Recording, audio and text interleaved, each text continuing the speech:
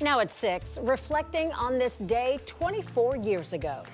Healing has begun, and it took a long time for me to get there. Well, 24 years later, after the September 11th terrorist attacks, a local woman is reflecting on her experience near Ground Zero. 10 TV's Kristen McFarland shares her story of chaos, survival, and the lasting impact this tragedy has had on her still more than 2 decades later. The memory of September 11th, 2001. It was chaos. It was complete chaos. Still deeply ingrained in Shatisha Williams' mind. On the morning of September 11th, Williams was on her way to work at the North Tower, riding the bus. On the radio, she heard the unimaginable.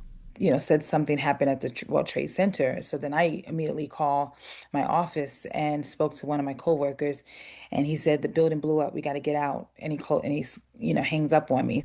As the towers begin to collapse, Williams remembers people running in every direction and even jumping out of buildings. We couldn't get out of the downtown area. It was either you was going to walk across the bridge, whereas we seen many people, or that smoke was coming across, and people was crossing with bloody legs, and or you can go further up because there was only one train running. Williams walked for miles, eventually reaching Brooklyn, where she finally found a payphone to reach her family. And here I am, just like, I want to just get home to make sure my mom knows that I'm okay because I work at the World Trade Center. As the dust and rubble settled, the emotions never did. I didn't know who made it out, who didn't make it out, until hours later. Seeing the names and the faces and seeing some of the people I knew that was lost.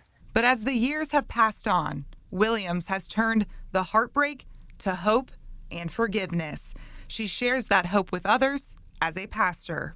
Can good come out of tragedy? Always. Do we want to go through tragedy to get that good?